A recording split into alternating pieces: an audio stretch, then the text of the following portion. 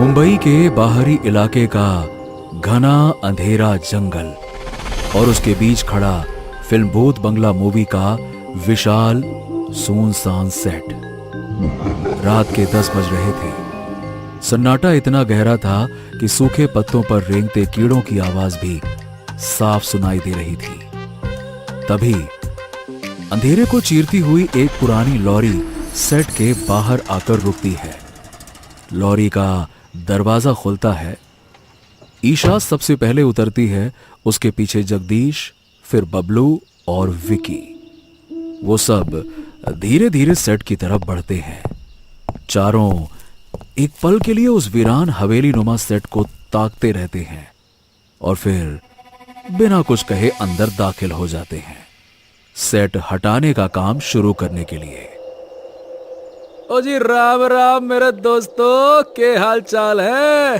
आज आपका भाई आया है मौत के कुएं में। अरे मेरा मतलब है कि भूत बंगला के सेट पर। ये वही सेट है जहां कल रात अक्षय पाजी ने चुड़ैल को लात मारी थी।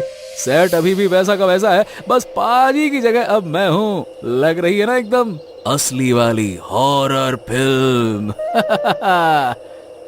विक्की, कैमरा बंद करो। प्रोड्यूसर का साफ ऑर्डर है, सुबह 6 बजे ट्रक जाएगा। अगर तब तक सेट खाली नहीं हुआ तो तुम्हारी सैलरी से पैसे कटेंगे। चलो बॉयज, काम पर लगो। अरे ईशा मैडम, आप इतनी टेंशन क्यों ले रही हैं? अक्षय पाजी की स्टाइल में बोलूं तो डोंट एंग्री मी। अरे ये क्या है? विकी ने मजाक में सेट पर रखी एक पुरानी जंग लगी नकली तलवार उठाई और उसे हवा में घुमाकर वापस स्टैंड में रख दिया। लेकिन जैसे ही उसने हाथ छोड़ा, तलवार स्टैंड से गिरकर फर्श में ऐसे गड़ गई जैसे वो एकदम मक्खन हो। अरे विक्की बेटा, ये तलवार फर्श में कैसे घुस गई? ये फर्श तो प्लाईवुड का है ना? अरे चाचा जी, अक्षय बाजी की फिल्म का सेट है, क्वालिटी तो होगी ही ना। चलो चलो चलो चलो चलो, समय खराब मत करो। समेटो समेटो, जल्दी जल्दी समेटो, चलो।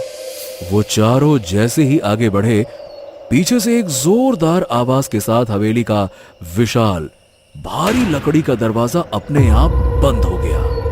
जय बजरंगबली। ए मैडम, मैंने पहले ही कहा था इतनी रात में यहाँ आना ठीक नहीं है। हवा नहीं थी, ये किसी ने दरवाजा पटक के बंद किया है। जगदीश चाचा, आप भी विक्की की तरह डरपोक मत बनिए। जंगल है, तेज हवा का झोंका आया होगा। जगदीश और बबलू को कुछ तो गड़बड़ लग रहा था, पर फिर भी वो काम पे चुपचाप निकल गए।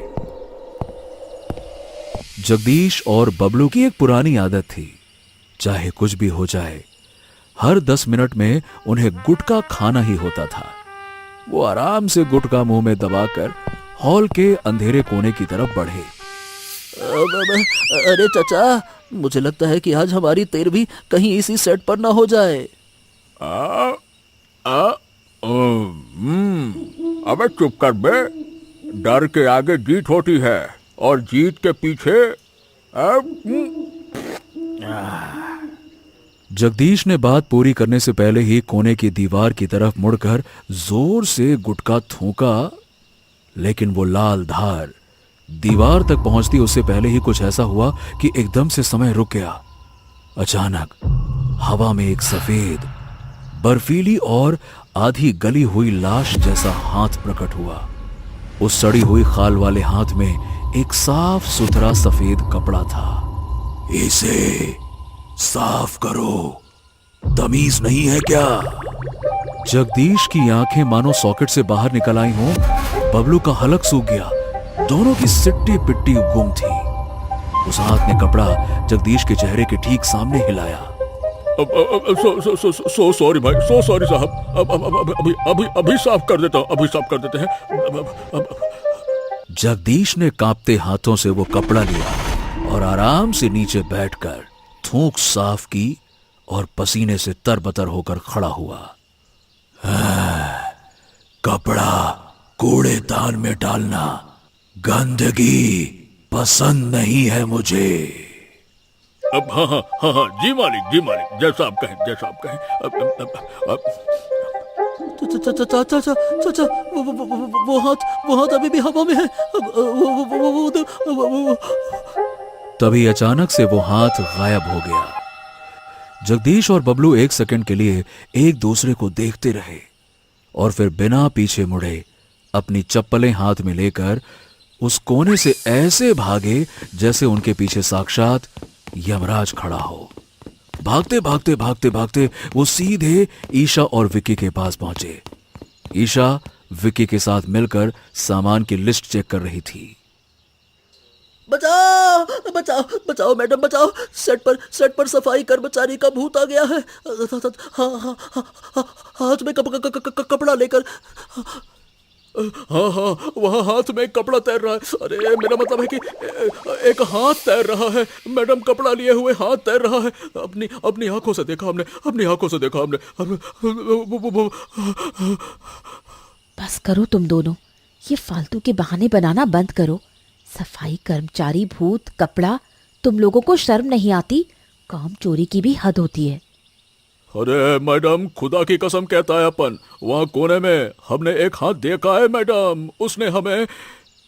चुप, एक शब्द और नहीं। जगदीश चाचा, आप सबसे पुराने हैं, आपसे ये उम्मीद नहीं थी। उठाइए वो कुल्हाड़ी और वो सामने वाली दीवार तोड़िए। ईशा की सख्त आवाज के आगे उसकी एक ना चली। जगदीश ने कांपते हाथों से कुल्हाड़ी उठाई, एक गहरी सांस ली और पूरी ताकत से कुल्हाड़ी दीवार पर दे मारी। लेकिन कुल्हाड़ी लगते ही जो हुआ उसने सबके होश उड़ा दिए।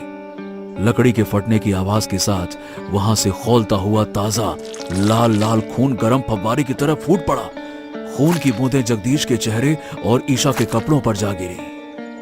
अरे बाप, ए चाचा, आपने किसी दीवार को नहीं, इंसान को काट दिया है। देखो तो सही कितना खून बह रहा है। बाप रे बाप, ये तो असली खून है मैडम। अरे भागो भागो यहाँ से मैडम, कुछ तो है यहाँ पे। भागो भागो मैडम, यहाँ से भागो। चारों दहशत में पीछे हटे, पूरा फर्श लाल हो चुका था।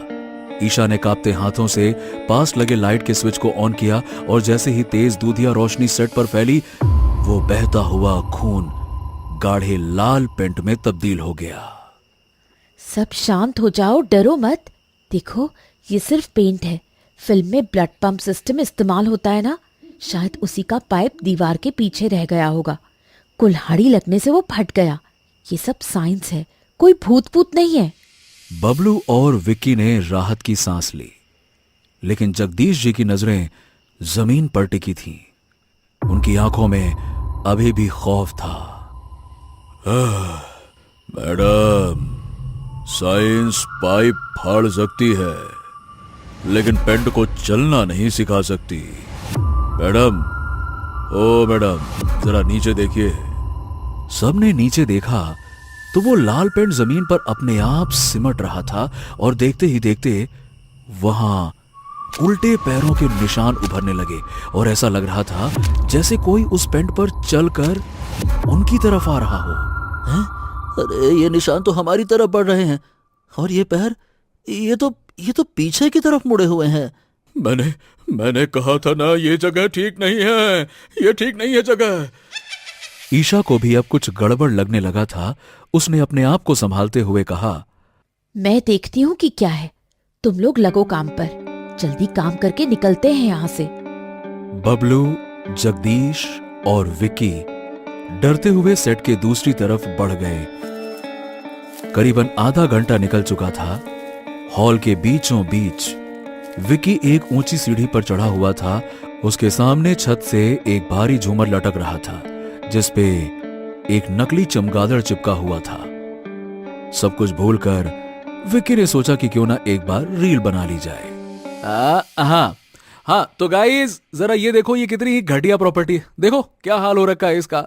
अब देखना, आपको दिख रहा है वो अब आपका भाई इस नकली चमगादड़ को उखाड़ कर फेंकेगा। ठीक है, देखना अभी मजा आएगा।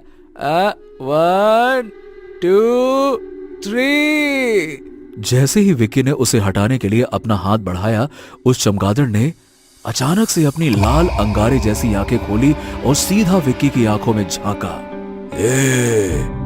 आराम से छोटे, 2 दिन से उल्टा लटका हूं, वैसे ही ब्लड प्रेशर हाई है।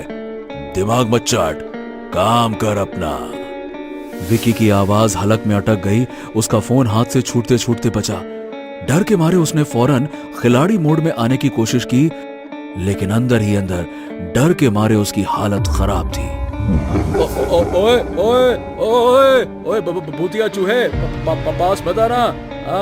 अक्षय पाजी का फैन हूं मैं, मार दूंगा मैं। बता रहा हूँ, मार दूंगा मैं।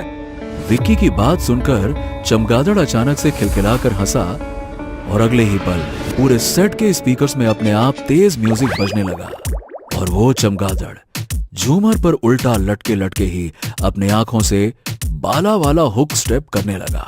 वो ताल ठोक रहा था और हवा में गुलाटियां मार रहा था।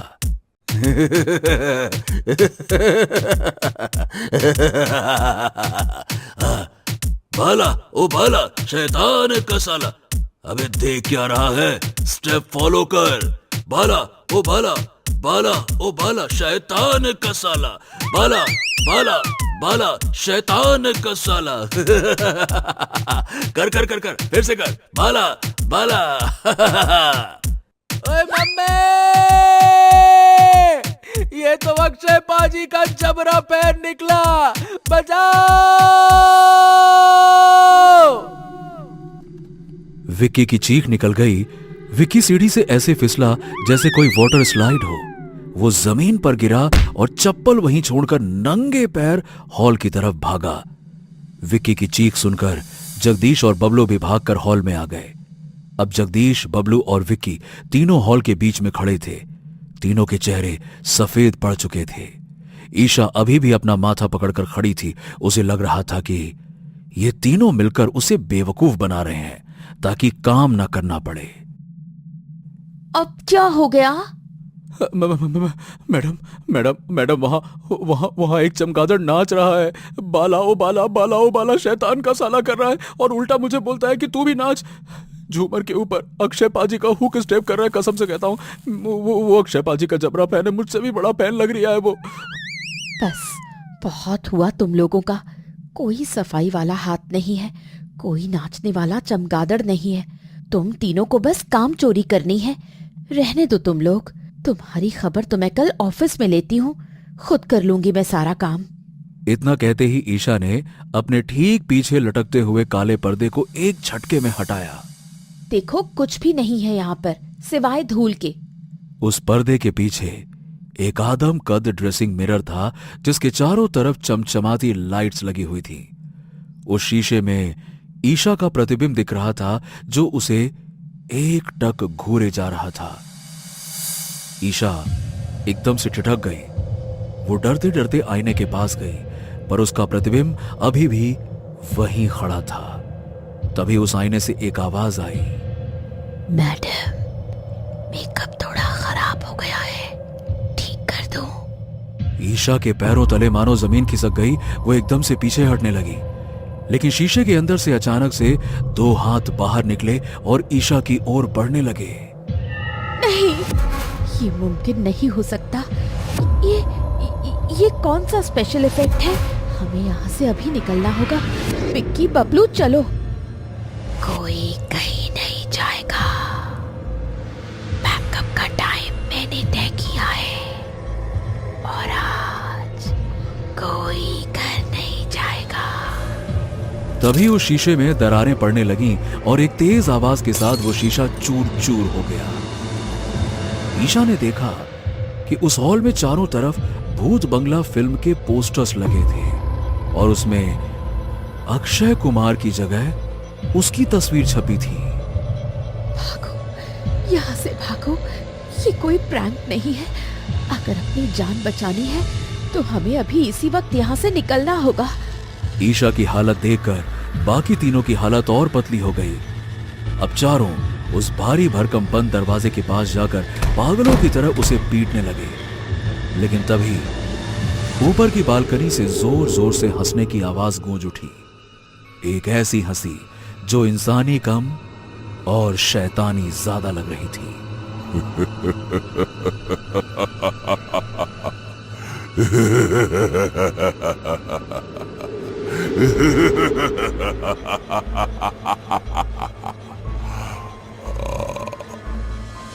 सबने कांपते हुए ऊपर देखा। बालकनी में रखी पुरानी कुर्सियां हवा में तैर रही थी। एक लंबा डाइनिंग टेबल धीरे धीरे घूम रहा था। टूटे हुए शीशे के टुकड़े चमकते हुए हवा में मंडरा रहे थे। पुराने पंखे अपनी जगह से उखड़कर उल्टे लटक कर घूम रहे थे। दीवार पर लटकी बड़ी बड़ी पेंटिंग्स टेढ़ी होकर अपने आप हिल रही थी और ऐसा लग रहा था जैसे वो भूत बंगला का सेट नहीं बल्कि असली भूत बंगला हो। मैडम, ये अक्षय पाजी का कोई प्रैंक है क्या? पाजी बाहर आओ ना। पाजी बहुत हो गया, बाहर आ जाओ पाजी। मेरी फटी पड़ी है, कसम से कह रहा हूँ पाजी, बाहर आ जाओ। तभी सेट पर लगा डायरेक्टर का मेगाफोन अपने आप हवा में उठा और उसमें से एक तीखी आवाज आई, लाइट, कैमरा और एक्शन। लगता है ये शूटिंग कभी खत्म नहीं हुई मैडम, कभी खत्म नहीं हुई। मैडम। पागल हो क्या तुम? तुम्हें अभी भी लग रहा है कि ये शूटिंग चल रही है? हमें निकलना होगा यहाँ से अभी, इसी वक्त। ईशा के इतना बोलते ही बबलू जल्दी से लपककर सामने पड़ी कुल्हाड़ी को उठाने के लिए भागा। बबलू के पास जाते ही कुल्हाड़ी अपने आप सांप की तरह रेंगने लगी। तभी अचानक से दीवार पर लगा एक बड़ा सा फिल्म का क्लैप बोर्ड हवा में उड़ा और बबलू के सिर से आकर टकराया। बबलू वहीं चक्कर खाकर गिर गया। ये सब देखकर ईशा से रहा नहीं गया और वो जोर से चीखी, बस बहुत हो गया। आप कौन हो तुम और मेरे क्रू को क्यों डरा रहे हो? सामने आओ। आखिर चाहते क्या हो हमसे? क्यों हमारी जान के पीछे पड़े हो? अचानक से सारी लाइट्स धीमी हो गईं और एक बिना सर वाला साया धुएं के गुबार के साथ उन चारों के सामने आकर खड़ा हो गया। उसने गुस्से से चिल्लाते हुए बोला, मैं तुम्हारी जान के पीछे नहीं पड़ा, बल्कि तुम लोगों ने मेरा सुकून छीन लिया है। कब जाओगे तुम लोग यहाँ से? कब छोड़ोगे मेरा पीछा? पिछले 3 महीने से तुम लोगों ने मेरी जिंदगी नरक बना रखी है। मुझे लगा कल पैकअप होगा, अब पैकअप होगा, अभी खत्म हो जाएगा, सब चले जाओगे, अब मैं चैन की नींद सोऊंगा। पर तुम लोग फिर से वापस आ गए। क्या मुझे मार कर ही दम लोगे क्या? हैं? अरे भूत जी, प्लीज रिलैक्स, थोड़ा शांत हो जाइए। देखिए, हम यहाँ लड़ने नहीं आए हैं, हम तो बस अपनी ड्यूटी कर रहे हैं। जरा ठंडे दिमाग से सोचिए, अगर आप ऐसे चिल्लाएंगे तो बात कैसे होगी? हम आपकी बात सुनना चाहते हैं, प्लीज बताइए आपको क्या कहना है। तभी ऊपर लगे विशाल झूमर से वही चमगादड़ तेज आवाज के साथ नीचे की ओर झपटा और एक दुबले पतले पुराने जमाने की वर्दी पहने हुए शख्स में तब्दील हो गया। उन चारों को यह समझ नहीं आ रहा था कि आखिरकार ये चल क्या रहा है। ओए, ये तो वही डांसिंग बैट है। भाई तू कौन है? और ये बिना सर वाला पाजी कौन है भाई? कौन है? ओ भाई साहब, थोड़ा तमीज से, मैं इनका पुराना पुश्तैनी नौकर हूँ और ये मेरे मालिक हैं कुंवर साहब। हम दोनों पिछले 200 साल से इस हवेली की रखवाली कर रहे हैं, समझे? पर आप लोगों के साथ क्या हुआ था? उस सरकटे आदमी ने गहरी आह भरी और अपने नौकर की तरफ इशारा किया। मैडम, आज से 200 साल पहले की बात है। अपन और कुंवर साहब इसी हवेली में अपनी जिंदगी काट रहे थे। कुंवर साहब को घुड़सवारी का शौक था और घुड़सवारी इनके बस की थी नहीं, इसलिए घोड़ा गाड़ी से ही हम काम चला रहे थे। हर रोज की तरह उस दिन भी हम घोड़ा गाड़ी पे बैठ के निकले। ये आगे बैठे घोड़ा गाड़ी हाँक रहे थे और मैं पीछे खड़ा मक्खियां मार रहा था। अब फर्क सिर्फ इतना था कि कुंवर साहब उस दिन भयानक नशे में थे। इन्होंने अपनी मूंछों पर ताव दिया और बोले, आज तो हवा से बातें करेंगे। बस अगले ही पल हवा की जगह एक लोहे के तार से बात हो गई। कुंवर साहब का सिर तो तार के उस पार निकल गया, पर धड़ इधर ही रह गया। एकदम फास्ट एंड फ्यूरियस स्टाइल में पैकअप हो गया इनका। और मेरा, अरे मेरा नसीब तो इनसे भी खराब था। मैं इनको गिरते हुए देख इतना जोर से हंसा कि मेरी सांस ही अटक गई। ऊपर से इनका कटा हुआ सिर सीधा मेरी गोद में आकर गिरा। मैं डर के मारे पीछे मुड़ा और सीधा कुएं में जा गिरा। हाँ, न मालिक बचे और न वफादार नौकर। तभी से मैं इनके साथ यहाँ पार्ट टाइम चमगादड़ बनकर लटका रहता हूँ और ये बिना सर के भटकते रहते हैं। अरे चुप कर नामुराद कहीं के, मेरी इज्जत का कचरा मत कर। ओ मैडम, इसकी बातों पे ध्यान मत दीजिए। देखो भाई, हाथ जोड़कर विनती कर रहा हूं, मुझे अकेला छोड़ दो, हमें बस सुकून चाहिए। अब जल्दी से ये ताम झाम हटाइए और यहां से जाइए, बस जाइए। देखिए भूत जी, मेरा मतलब कुंवर साहब, हमें भी यहाँ रुकने का कोई शौक नहीं है। हम ये सेट तोड़ने आए हैं। सेट हटेगा, लाइट्स बंद होगी, तभी तो आप आराम से सो पाओगे। ओहो, बस इतनी सी बात है तो ये लीजिए मैडम, हटो सब, अरे हटो। अब मैं दिखाता हूँ कि पैकअप कैसे होता है। भूत ने एक ठंडी गहरी सांस भरी और उसकी आंखें लाल चमकने लगी। अगले ही पल पूरे सेट का नजारा बदल गया। हवा में हथौड़ियां, छेनी और पाने अपने आप चलने लगे। प्लाईवुड की दरारें मक्खन की तरह उखड़ने लगीं और भारी भरकम लाइट्स हवा में तैरने लगीं। पूरा सेट बिजली की रफ्तार से इधर उधर हिल रहा था, मानो कोई भूचाल सा आ गया हो।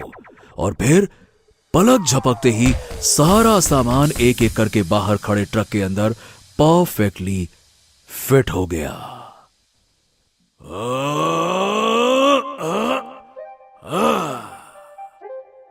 ये लीजिए मैडम, हो गया आपका काम। अब जाइए यहां से। और हां, अगर हमारी हवेली में अगली शूटिंग करनी है तो हमारी अनुमति लेना, और ऐसे हीरो को लाना जो 12 बजे काम स्टार्ट करता हो। राधे राधे। इतना कहते ही वो सर कटा आदमी और वो चमगादड़ धुएं के एक गुबार में बदले और वहां से हमेशा के लिए गायब हो गए। चारों की जान में जान आई। ईशा, विकी, बबलू और जगदीश बिना एक पल गवाए उस सामान से भरे ट्रक में ऐसे कूदे जैसे ओलंपिक की रेस जीतनी हो। और ट्रक धूल उड़ाता हुआ जंगल से बाहर निकल गया और भूत बंगला का सेट वापस से असली भूत बंगले में तब्दील हो गया। दोस्तों, कैसी लगी आपको ये खौफनाक और रोमांचक कहानी? नीचे कमेंट करके जरूर बताइए। और अगर आपको ये कहानी पसंद आई तो लाइक, शेयर और भूतनाशक पार्टी को सब्सक्राइब करना ना भूलें। हर शुक्रवार हम लाएंगे एक नई हॉरर स्टोरी, तो तुरंत बेल आइकन को दबा दें ताकि ऐसी ही हैरत अंगेज कहानी आपसे कभी छूट ना जाए। क्योंकि डरोगे तभी तो आगे बढ़ोगे।